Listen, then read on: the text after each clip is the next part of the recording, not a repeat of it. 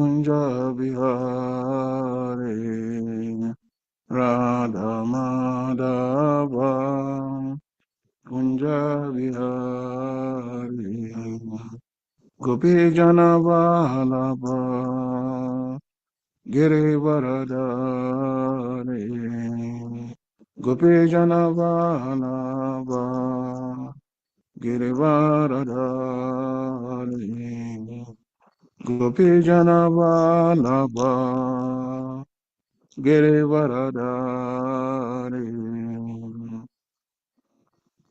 Lava Girivaradari Yashodanandana Brajajana Ranjana Nandana Brajajana Ranjana Yashodanandana Brajajana Ranjana Nandana Brajajana Ranjana Yamunatira Vanachare Tiravanacha Yamunatira Vanachare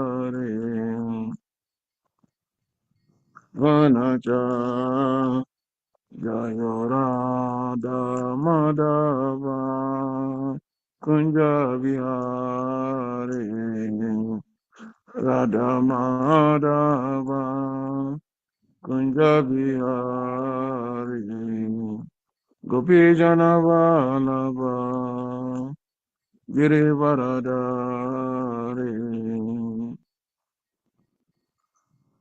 Nava Girivarada Yashodanandana Brajajana Ranjana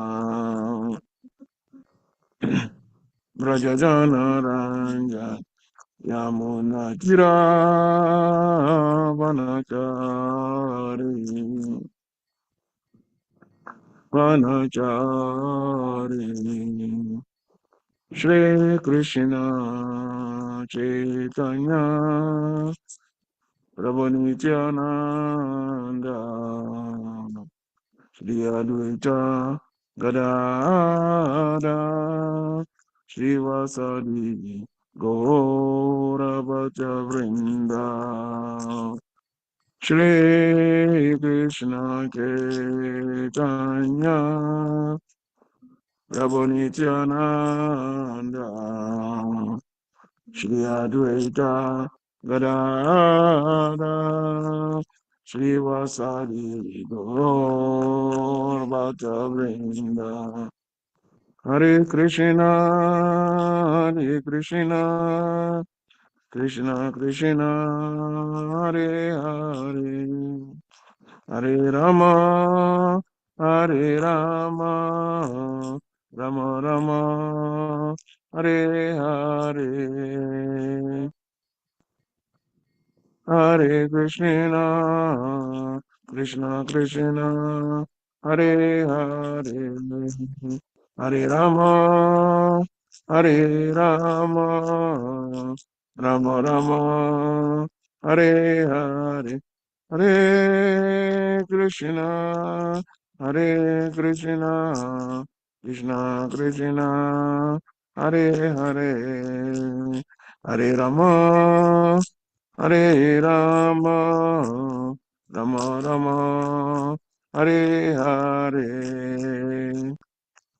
Krishna Hare Krishna Krishna Krishna Hare Hare Hare Rama Hare Rama Rama Rama Hare Hare Jaya Prabhupada Jaya Prabhupada Prabhupada Jaya Prabhupada Jaya Prabhupada Prabhupada Jaya Prabhupada Jaya Radha Damodara Radha Damodara Radhe Radha Damodara Radha Damodara Radha Jaya Lalita Vishaka Lalita Vishaka Shri Radhe. Lalita Vishaka, Lalita Vishaka Shri Radhe. Jaya Jagana, Jaya Jagana, Jaya Baladeva, Jaya Subhadra. Jagana, Jaya Balade, Jaya Subha, Jaya Goranita, Jaya Goranita, Goranita, Jaya Goranita, Goranita, Goranita, Jaya Goranita. Gurudev, Gurudev, Gurudev, Jaya Gurudev, Jaya Gurudev, Gurudev, Gurudev, Jaya Jaya Jaya Prabhupada, Prabhupada, Prabhupada, Jaya Prabhupada, Prabhupada, Prabhupada, Prabhupada, Jaya Prabhupada. Jaya Om Vishnu Pada Paramahamsa Parivraja Gacharya. Astuta Tadasta Srimad. His Divine Grace Abhay Charan Vrindi Bhaktivedanta Swami Prabhupada Ki Jai. ISKCON founder Acharya Jagat Guru Param Guru Swami Prabhupada Ki Jai. ISKCON Naravatmanacharya Vrinda Ki Jai. Ananta Koti Vaishnav Vrinda Ki Jai. Shri Namacharya Brahmacharya Shri Haridas Thakur Ki Jai. Rimsike Ho Krishna Chaitanya Prabhu Nityananda. Shri Advaita Gadadara Shri Vasari Gaura Bhatta Vrinda Ki Jai. Shri Shri Radha Damodara Gopa Gopinath Shama Kun Radha Kun Jigar Dana Ki Jai. Vrindavan Dham Ki Jai. Mathura Dham Ki Jai. Navadip Dham Ki Jai. Ayodhya Dham Ki Jai. Nilachala Jagannath Puri Dham Ki Jai. Shri Dham Mayapur Dham Ki Jai. Shri Gita Nagari Dham Ki Jai. Harinam Sankirtan Yagya Ki Jai. Sama Virabhakta Vrinda Ki Jai. Nitai Gora Pramanande. All glories to the assembled devotees. All glories to the assembled devotees. All glories to the assembled devotees. All glories to the Lord's feet of Shri Guru and Shri Goranga. Mahavisham Praya Krishna Pista Buddha Shri Mati Bhati Teta Smutina. Namaste Krishna Praya Prabhupada Shri Yogarana Shati Bhati Teta. Om Namo Bhagavate Vasudevaya. Om Namo Bhagavate Vasudevaya. Om Namo Bhagavate Vasudevaya.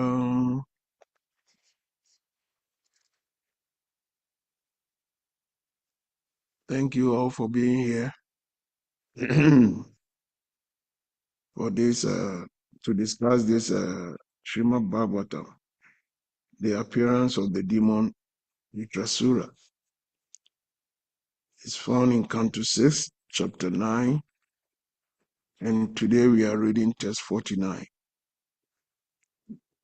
Na Vida Ripana Shriya Atmano Guna Vastu Drik Tasya Tan Ichato Yachet Yadi So Hi Tata Vida Navida Kripana Shriya Atmano Guna Vasudrik Tasyatan Ichato Yachet Yadi Sopi Tata Vida. Yeah, you can chant now. Navida Kripana Shriya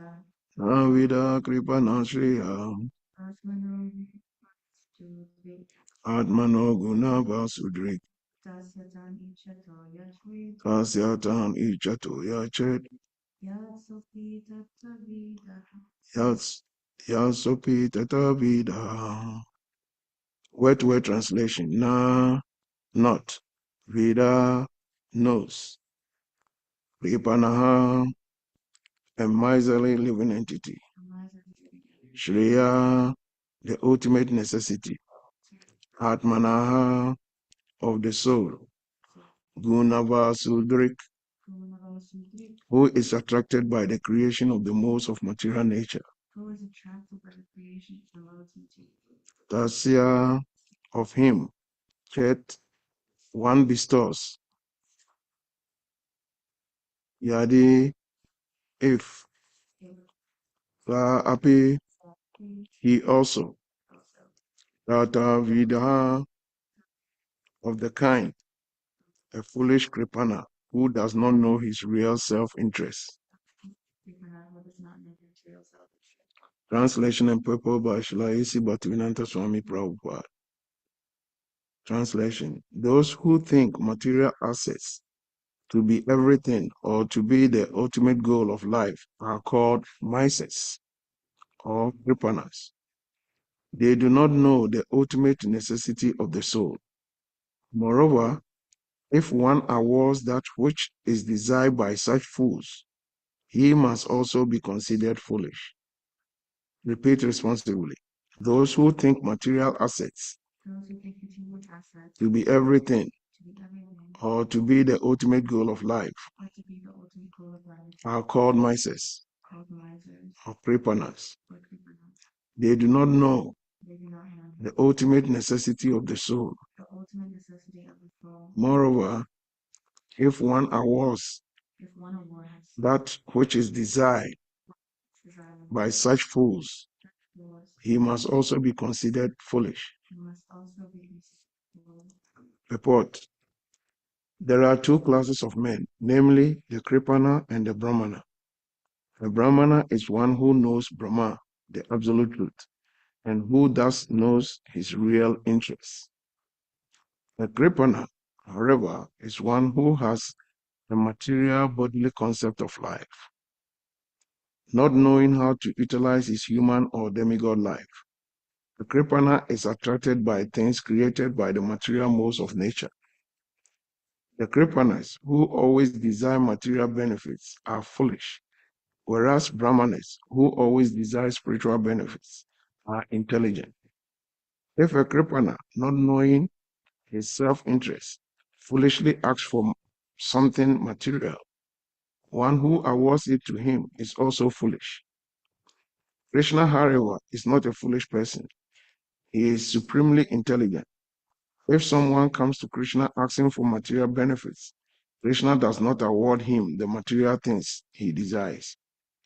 Instead, the Lord gives him intelligence so that he will forget his material desires and become attached to the Lord's lotus feet. In such cases, although the Kripana offers prayers to Lord Krishna for material things, the Lord takes away whatever material possessions the Kripana has and gives him the sense to become a devotee. As stated by the Lord in Chaitanya Charitamrita, Madhya Lila, chapter 22, text 39. Ame vigyan e moke yasaya kena diba, swa chanamrita diya vishaya bulaba. Since I am very intelligent, why should I give this fool material prosperity? Instead, I shall induce him to take the nectar of the shelter of my lotus feet and make him forget illusory material enjoyment. If one sincerely prays to God for material possession in exchange for devotional service, the Lord, who is not foolish like such an unintelligent devotee, shows him special favor by taking away whatever material possessions he has and gradually giving him the intelligence to be satisfied only by rendering service to his lotus feet. Srila Vishwanath Chakravarti Thakur comments in this regard that if a foolish child requests his mother to give him poison, the mother, being intelligent, will certainly not give him poison, even though he requests it. The materialist does not know that to accept material possessions means to accept poison or the repetition of birth and death. An intelligent person, a Brahmana, aspires for liberation from material bondage. That is the real the real self-interest of a human being. Om Gyana Timiranda Shya Gyana Jana Salakaya Chakshum Litam Yena Tasma Shri Gurave Namaha Shri Chaitanya Manovistam Stapitam Nabhutali Swayam Prakadamaya Dadati Swapadanti Kam. Hey Krishna Karuna Sindhu Dinabandhu Jagapati Gopisha Gopika Kanta Radha Kanta Namastute Shri Krishna Chaitanya Prabhu Nityananda Shri Advaita Gadadara Sri Vasari Gauravata Hare Krishna, Hare Krishna, Krishna Krishna, Hare Hare, Hare Rama, Rama Rama, Hare Hare, Hare Krishna, Krishna Krishna, Hare Hare, Hare Rama, Rama Rama, Hare Hare. Those who think material access to be everything or to be the ultimate goal of life are called misers or kripanas. They did not know the ultimate necessity of the soul. Moreover, if one rewards that which is desired by such fools, he must also be considered foolish. Hare Krishna. So,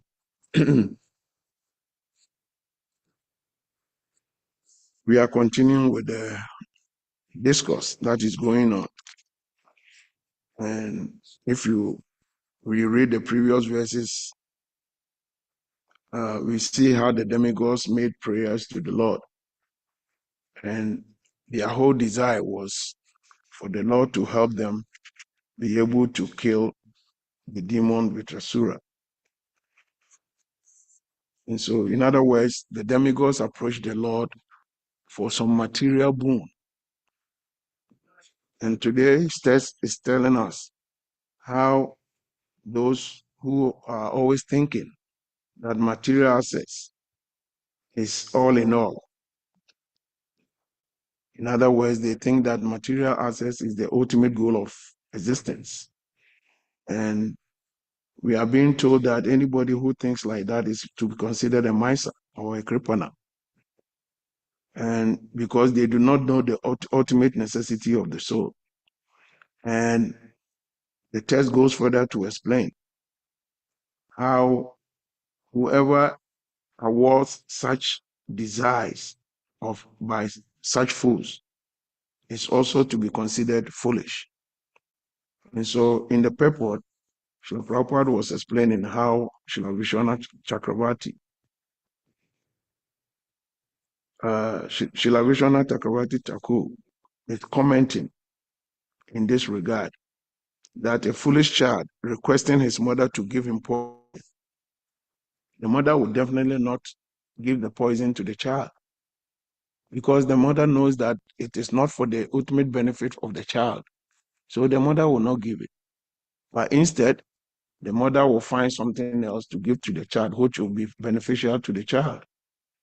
And so it is also stated that if you approach Krishna for material desires, Krishna knows best.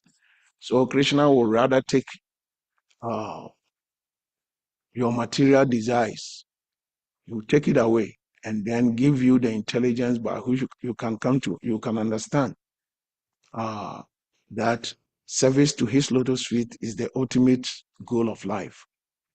So that shows how merciful the Lord is, that the Lord always gives the right things to us. In other words, many a time we offer prayers. Yesterday when what is his name? When Yasudeva Prabhu was giving this class, he made mention of how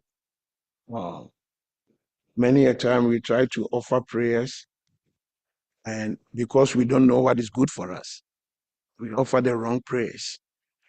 And if we do like that, then it wouldn't be beneficial to us. And the Lord, being so merciful, will direct us to a place where we can learn. So yesterday was mentioning how the Lord directed the demigods to go and seek, go to, what is his name?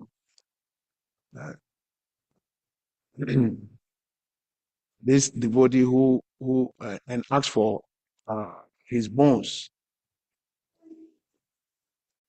And so, in other words, when yesterday was talking, he preached, he made us understand how the Lord gave the opportunity for the demigods to go and learn how to be selfless, how to be completely selfless. Being selfless is actually the path, the pathway to developing real devotion for the Lord. In other words, when you don't desire things for yourself, but you always act for the interests of others, then in this way, the Lord Himself will also bestow you with the good things in life. And when we talk about good things in life, it means the Lord will give you the opportunity by which you can be able to serve His lotus feet. And what we refuse to understand is that once we serve the Lord sincerely from our heart, and we always desire the interests of His devotees, automatically the Lord will add whatever necessary things that we need also to us. And we can see a perfect example is what biblically Jesus was telling His disciples in the book of Matthew, chapter 6, from verse 25 to 33. He was telling His disciples that if you are asking something from the Lord, don't ask for what you will eat. It has no value. Then He gave an example. He says, look at the birds that are flying. They have no farms. They don't toil. They don't sow anything. But every single day, the Lord feeds them. So what makes you think that you have decided to dedicate your lives to the Lord, you think the Lord will not feed you? He goes further to explain that look at the lilies of the waters. If you go to the ponds, go to any closed pond and you see lilies, the lily flowers growing. Jesus was telling His disciples, look at the lilies of the waters. They have no barns. They don't grow anything. They don't sow anything. They don't have barns to store food. But the clothes that the Lord has given them is so beautiful that even Solomon, in all his glory, never had any such beautiful clothes to wear. And he went further to explain to them, if the Lord is capable of giving the lilies such beautiful clothing, what makes you think that you have dedicated your life for Him, He will not clothe you? And so in verse 33, he explains that, so if you are seeking something from the Lord, seek for His kingdom and His righteousness, and the rest He will automatically add unto you. In other words, if we can say very crudely, in a crude way, that no intelligent person will go to the bathroom and want to pee separately before he goes to, do the number two. That would be very stupid to do that. If once you are in the bathroom, all you have to do is to do the right thing. As long as you are doing the number two, the number one will automatically become a bonus. You don't have to struggle for it. Similarly, if you learn how to surrender to the lotus feet of the Lord, then the Lord, in His own merciful way, when He realizes that you need a particular thing to help you in your service, the Lord Himself will make the required arrangement for you to have it. Materially speaking, look, if you want to invest, you want to make an investment, your goal is to make money. But you don't just wake up and put your money in that investment. What do you first do? You first seek the advice of the expert in that particular investment. And once the expert gives you the required advice, then it helps you. You come to understand that, yeah, based on this advice that the expert has given me, when I make this investment, then I have a greater chance of making profit out of this investment. But if you whimsically wake up and just because you decide to make the investment, you just put your money in any type of investment, you will end up losing everything. So if even materially we understand that we have to seek the help of experts, of those who are knowledgeable in that field before we take action in making such investment. What to think about the Lord? Many a time we pray and we are praying for good things. We are praying for everything that we think is good for us. So let's assume that you think you want to go to Sankita, you want to go distribute books, and you are constantly praying to the Lord that the Lord should help you get a BMW, a BMW car, so that it can help you. You try to convince yourself that I really need this BMW car to help me do my Sankirtan. But unknown to you is that in your karma, it is arranged that you will be killed by a BMW. So in other words, the prayers you are offering to the Lord is another way of telling the Lord that, dear Lord, help me to die. Because your karma states that you are going to be killed by a BMW and you are praying for BMW. So it's another way of praying for your death. Because you don't know what is good for you. We have no knowledge about the past, present, and future. So when we are offering prayers to the Lord and we are telling the Lord what we want, how do you know if that thing is the very thing that is going to kill you?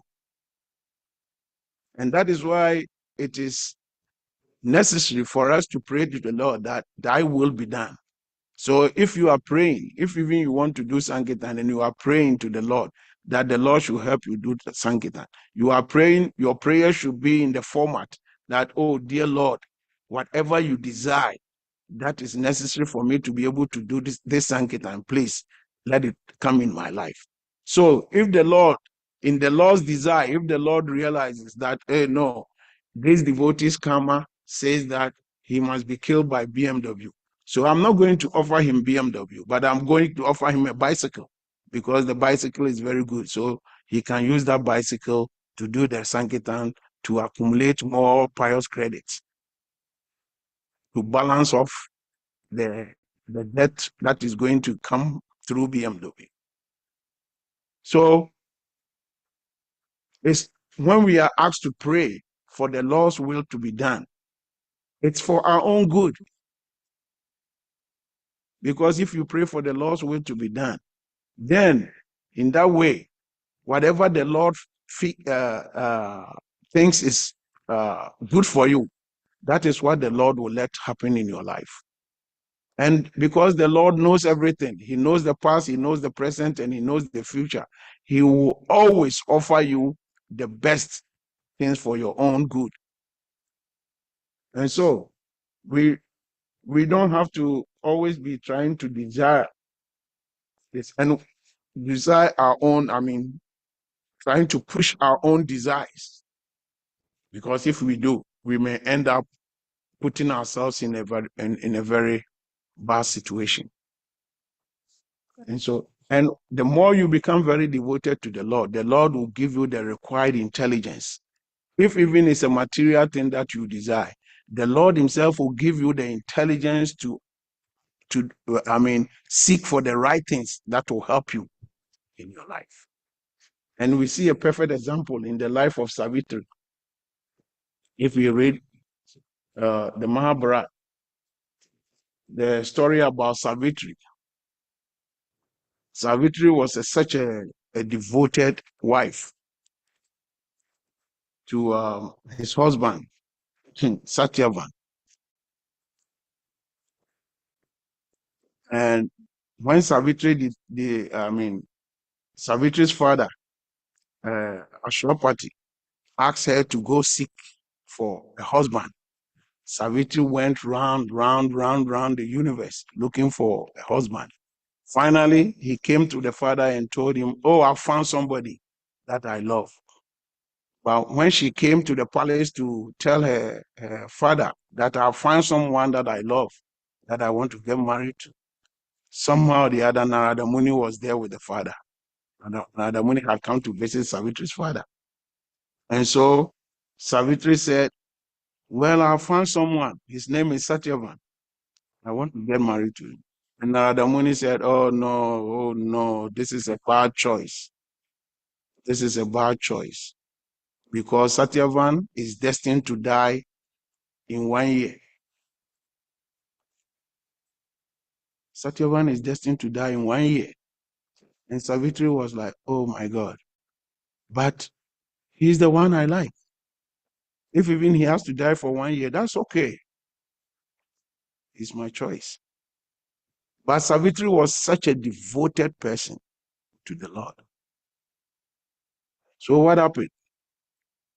When the 1 year was about to be, 3 days before the 1 year, that is the D-Day for the husband to die, Savitri engaged in some severe austerity, fasting and standing whole day and whole night,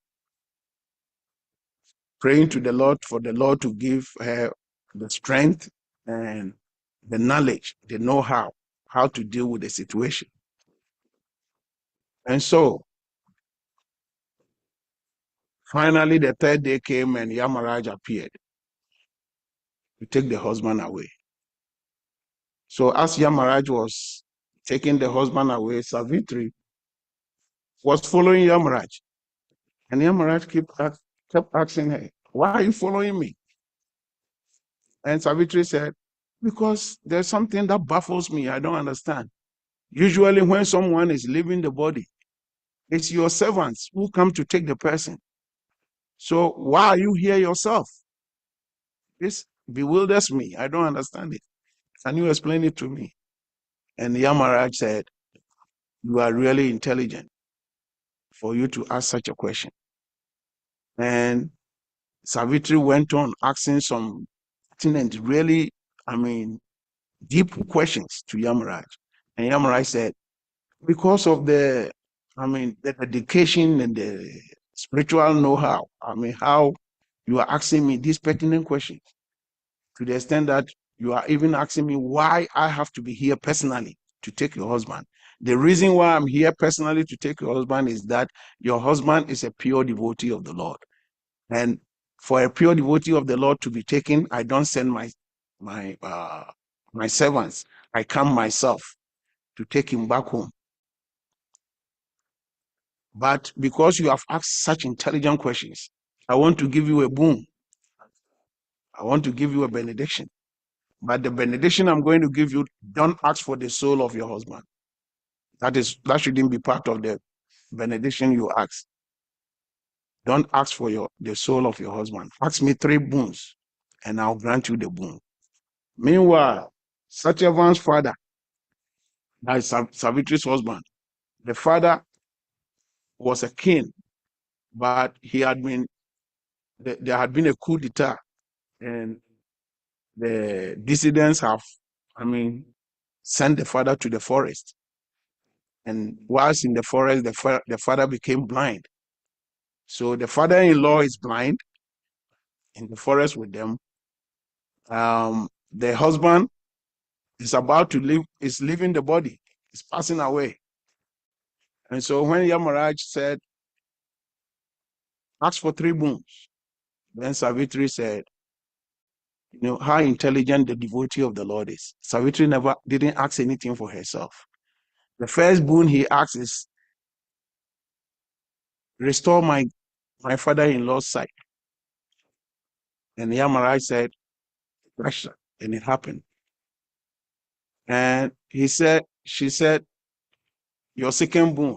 Savitri said, restore my father-in-law's kingdom to him. Yamaraj said, why do you keep asking something for somebody else? Why not yourself? Why don't you ask something for yourself? But still, Yamaraj honored the boon. And so the third one, Yamaraj said, this one you have to ask something for yourself. And Savitri said, then benedict me with 100 sons. And Yamaraj says, you have it. So as Yamaraj was about to turn and leave, Savitri said, well, you've already benedicted me with 100 sons. Then who is going to give me the sons if you are taking my husband away? So immediately Yamaraj was like, oh my God, why did you trick me like this? So he didn't have any other option but to restore the life of Savitri's husband. So Savitri's husband was restored, and they had their 100 sons, and they lived very long time. So the thing is, Savitri was being very selfless, even though when he was asked to ask for some boons, but in the beginning, she never asked anything for herself. And in this way, somehow or the other, the Lord gave her the intelligence by which she can achieve something. Even though we might say it as material, but because the Lord gave her the intelligence, she was able to achieve very good things in her life.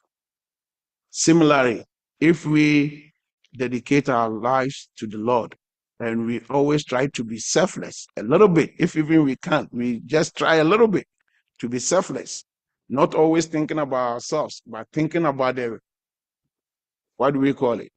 The good for others, the good for other devotees, the good for the general mass of people, things that can really help them uplift their consciousness towards the Lord. Then somehow or the other, the Lord himself will give us the required intelligence by which uh, we can make it to the ultimate goal of life. The more you give, the more you are given. That is the nature of the world. If you take from the world will take from you. If you give to the world will give to you. So the more we try to help others, the more we try to help people rise to the feet of the Lord, the more the Lord gives us his feet. So that is the nature of the world. I wouldn't want to talk too much so that I can give space, room for people to give their comments or ask questions. So the test, I want to read the test again. Those who think material access to be everything or to be the ultimate goal of life are called misers or cripplers. They do not know the ultimate necessity of the soul. Moreover, if one awards that which is desired by such fools, he must also be considered foolish. Hare Krishna. Are there any comments, contributions, or questions? Hare Krishna.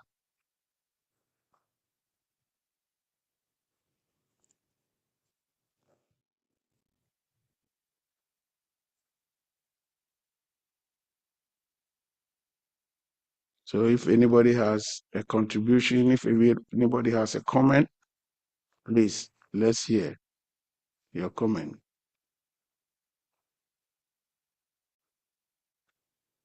Hare Krishna, Hare Chakra. Thank you so much for the amazing class. Question. So, yeah, thank you for the helpful reminder of when we're asking for, Yeah, go ahead.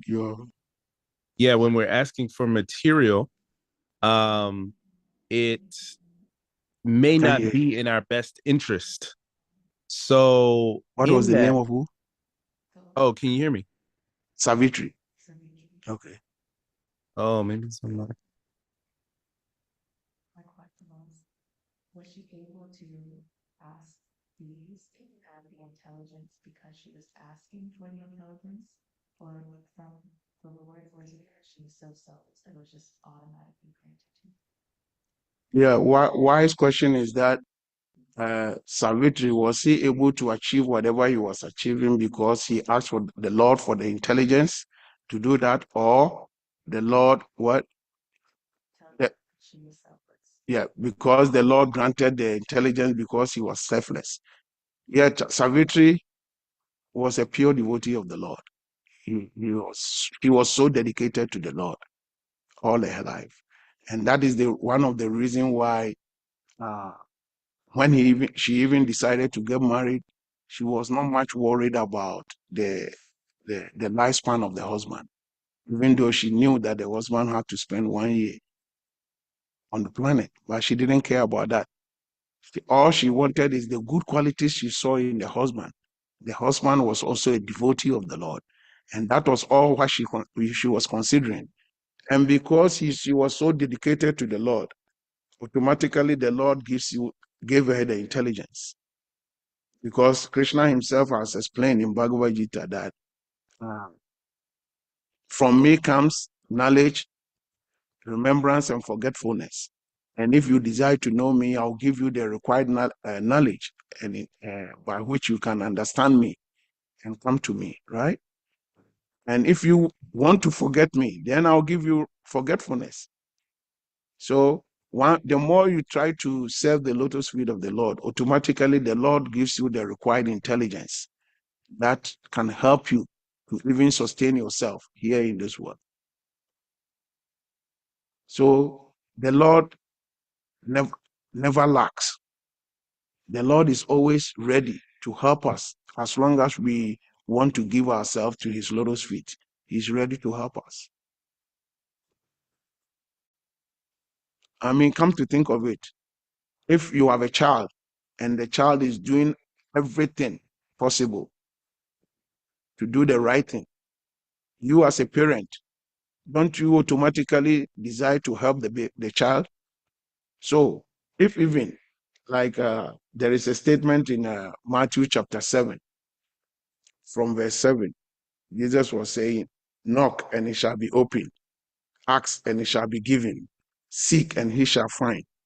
And he went further to explain that which one amongst you that if the son or the daughter asks you for bread, you will pick stone and give to the child? Or which one of you that if the child asks for a fish, you will pick a snake and give to the child? If you, as humans, know how to give the good things to your children, how much more the Lord himself? Don't you think the Lord will always give you the right thing? So seek his kingdom and his righteousness, and the rest he automatically will supply to you. So that is our whole existence. Srila Prabhupada came to teach us how to seek for the lotus feet of the Lord. Because he says, as long as we seek for the lotus feet of the Lord himself will make the required arrangement for us to progress. But somehow or the other, most of the time, we try to use our calculation for the Lord. So instead of dedicating ourselves to the feet of the Lord, we try to do business with the Lord. Oh, Krishna, because I did this, why don't you give me this? I don't understand why I'm wasting my whole time. Always I'm here in Gita Nagari serving the Lord so much, but I don't see any progress in my life. The Lord is not giving me anything. That is business. You want to do business with the Lord? Meanwhile, you are forgetting about the air the Lord is giving you to breathe. I mean, come to think of it, we especially we humans, we are so ungrateful. Huh? Look, throughout our life, when you are born, from age 1, let's say from age 1, by the time you are 60 years old, right? When you sleep every day from birth, if you sleep every day for 8 hours a day, that means if you sleep by 9 p.m., 8 hours will be what? 10, 11, 12, 1, 2, 3, 4, right? 5. So if you sleep 8 hours a day since you were born, by the time you are 60 years, it means you have slept 20 years out of your life. Because 8 hours is one third of the day, right? So if you sleep 8 hours a day and you are 60 years, it means you have slept one third of your life. You have used only to sleep. So how many hours do you use to do anything? Like if you are a regular worker and you also work like 10 hours a day or 8 hours a day, it means another one third of your life, you use it to do anything that you mundane things. So by the time you finish calculating How many hours do you use to eat? How many hours do you use to talk, lose talk? By the time you calculate, you realize that out of the 60 years, you might have used like 50 something years doing things that are not related to the Lord. So somebody is giving you free air to breathe. He's giving you everything free. When you eat, you don't even know how the food digests in your stomach. He's supplying you all these things. And you can't even be grateful enough to spend like 8 hours of your time to glorify him. So you see that in our everyday life, we are not even being grateful enough. Right? But the Lord is still patient with us. He's still gradually trying to nurture us, bring us up gradually. So we have to be grateful. And that's why this Prabhupada design, you see this whole Sadhana Bhakti, Prabhupada has designed it in such a way that even your eating becomes a worship of the Lord, becomes service to the Lord. Even your eating, right? Your everyday, like going to your work every day becomes service to the Lord. So in other words, he's teaching us how every step we take in our everyday life, every single minute, every hour, every day becomes service to the Lord. So if we are able to do like that, then that shows our gratitude to the Lord because we put him at the center of everything that we are doing. In that way, every single step that we take becomes service to the Lord. So Prabhupada is so merciful that he saw how fallen we are. We are so fallen to the extent that he gives us the opportunity. He has designed this system to help us to be able to make a headway so that eventually we can be qualified to go back home, back to God. So that is what we need to do. Just try our best. That's all. We just need to try our best. Yeah, I see somebody's hand up. What is the name of that person? Jocelyn. Jocelyn's iPhone. Okay. Hare Prabhu. It's Jocelyn, you Jambavati. may unmute and ask your question. This is Jambavati. Hare Krishna. Thank you for very nice. Ask your question, Jocelyn. Thank you. Thank you for a very nice class, Prabhu. Why? I I can't hear her. Can you check this thing for me? You can't hear? You don't hear me? Can you hear me? Yeah, I can hear you now. Oh, okay. Hare Krishna, Prabhu. Jambavati, Hare actually. Krishna. Oh, Hare Krishna. Thank you for a great class, as always. I always appreciate the fact that in your arsenal of supportive scriptures that you always refer to the Bible sometimes. And I appreciate that, especially if in the audience, a lot of times Sunday feasts, we have guests who may have a Christian background. And it really makes what you're talking about relatable to them. Not everyone is, familiar with the Vedas, but the fact that you use Christian scriptures sometimes, even for myself who has a Christian background, it brings everything together. So I just wanted to thank and appreciate you for that. Hare Krishna. Thank you, Hare Krishna. I mean, right from day one, that is how I was trained. My Guru Maharaj trained me to be an interfaith preacher. So it doesn't matter where I preach from, whether I preach from the temple, I preach in public, wherever I preach like an interfaith preacher, where I try to bring all these other scriptures in play to see the similarities between all these scriptures and the Vedic literatures. I mean, that is the best way to help other people, because It's not that you don't necessarily even have to be of Christian background or a Muslim background, because a lot of our devotees, they work outside and they interact with these Christians and Muslims. And unfortunately, most of our devotees, when someone try to challenge them biblically or with the Quran and everything, they have nothing, and they have no knowledge about it. So they don't Yeah. even know how to relate, even though they have the knowledge of the Vedic literatures, but it becomes difficult for them to express it to the understanding of these Christians and Muslims. So right from the very first day that I joined this movement, that is what the way my Guru Maharaj has trained me to be, uh, to do that interactive preaching. Yes. And I also think that in this day and age, with everything that's going on in the world, it's very important to show that there is common ground between religious groups. So thank you very much. Thank you, Jamba. We have just a couple of minutes more. If anybody else has a comment or any contribution or question, then we can take it. We still have about 5 minutes. Hare Krishna. I have a Hare question. Krishna.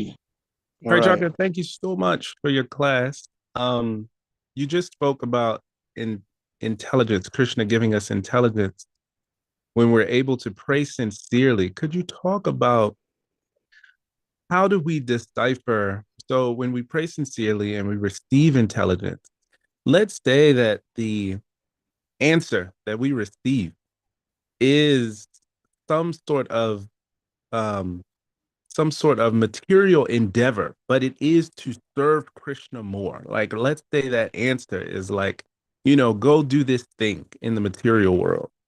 How do we decipher to make sure that we are not then questioning Krishna and saying, wait, why do this material thing? Maybe this isn't Krishna talking to me. Maybe it's myself talking to me. How do we help really listen, even when the answer might be a material endeavor in order to serve more? And that's why in the Vedic literatures, or especially in the Vaishnava system, we have the 3 checks and balances. We have the guru, we have the sadhus, and we have the shastra. So sometimes some ideas will occur to you, and if you are not very sure, then you check with the sadhus, or you check with the guru, or you check with the shastra. And if it conforms, then at least you know you are on the right path. So we have never been left alone. And one thing we should also realize, that we must be sincere. Actually, there are 2 people you cannot deceive. One is Krishna. You can never deceive Krishna. And 2, yourself. Because if you are not sincere and you are just a pretender, then you try to consider something. Oh, I want to do this, and I think it's the best way for me to help my devotional service. Are you really sincere from your heart? Because if you are really, really sincere in your heart, Krishna will definitely supply the required intelligence by which you are going to make a lot of progress in your spiritual advancement.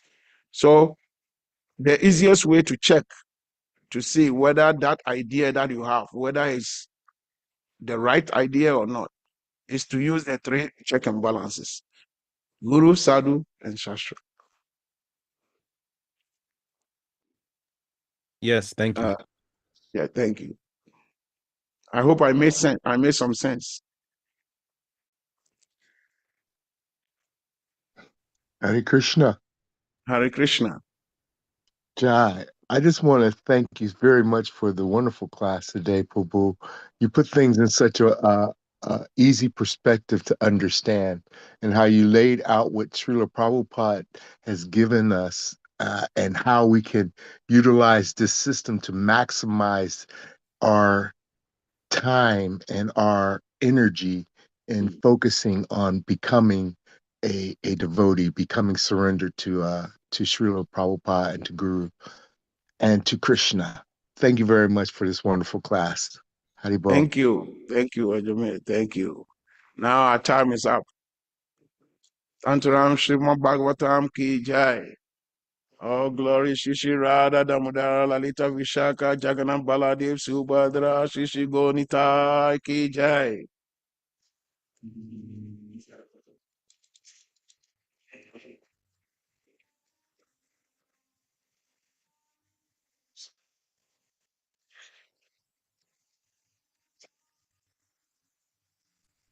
I thought we were going to see the greeting of the deities.